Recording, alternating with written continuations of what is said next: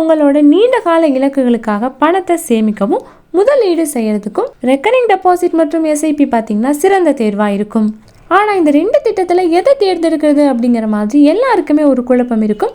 அந்த வகையில் இந்த ரெக்கரிங் டெபாசிட் மற்றும் எஸ்ஐபி திட்டத்தில் எந்த திட்டம் சிறந்தது, எது பாதுகாப்பானது அப்படிங்கிறத பற்றி இந்த வீடியோவில் நம்ம பார்க்கலாம். இந்த பேங்க்குகளில் இருக்கக்கூடிய ரெக்கரிங் டெபாசிட் பார்த்தீங்கன்னா ரொம்பவே ஒரு பாதுகாப்பான ஒரு முதலீட்டு திட்டம்.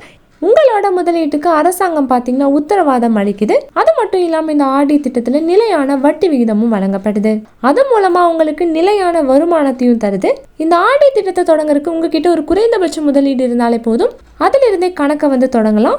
ஒரு முறை நீங்கள் ஆர்டி கணக்கு தொடங்கிட்டீங்க அப்படின்னா முன்கூட்டியே முடிக்கிறது அப்படிங்கிறது ரொம்பவே கஷ்டம். அதுக்கு நீங்கள் அபராதமும் செலுத்த வேண்டியதாக இருக்கும்.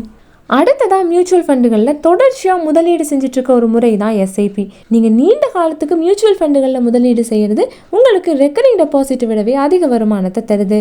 இந்த எஸ்ஐபி மூலமாக நீங்கள் பல்வேறு துறைகள்லையும் முதலீடு செய்யலாம். இது உங்களோட முதலீட்டு அபாயத்தை குறைக்குது.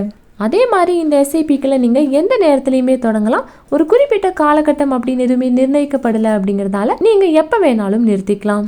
ஸோ இந்த ரெக்கரிங் டெபாசிட் திட்டம், இந்த எஸ்ஐபி, இந்த 2ல் எது சிறந்தது அப்படின்னு பார்த்தோன்னா உங்களுக்கு ரிஸ்க் குறைவாக இருக்கணும். அதே நேரத்தில் நிலையான வருமானம் தேவை அப்படின்னு நினச்சிங்கன்னா நீங்கள் ரெக்கரிங் டெபாசிட் திட்டத்தை தேர்ந்தெடுக்கலாம். அதுவே உங்களுக்கு நிறைய வருமானம் வேணும், நீண்ட கால இலக்குகள் இருக்குது, ரிஸ்க் இருந்தாலும் பரவாயில்ல அப்படின்னு நினச்சிங்கன்னா நீங்கள் எஸ்ஐபிக்களை தேர்ந்தெடுக்கலாம். இந்த 2 திட்டத்தில் எது உங்களுக்கு சிறந்தது அப்படின்னு தீர்மானிக்கிறதுக்கு உங்களோட நிதி இலக்குகள், உங்களோட ரிஸ்க் எடுக்கிற திறன், கால அளவு இதெல்லாம் வச்சு நீங்கள் திட்டத்தை தேர்ந்தெடுக்கலாம். ஸோ இந்த வீடியோ உங்களுக்கு ரொம்பவே யூஸ்ஃபுல்லாக இருக்கும் நம்புறோம். இதே போல் மணி ரிலேட்டட் வீடியோஸ்க்கு இந்த வீடியோக்கு ஒரு லைக் பண்ணிவிட்டு நம்ம சேனலையும் சப்ஸ்கிரைப் பண்ணிடுங்க.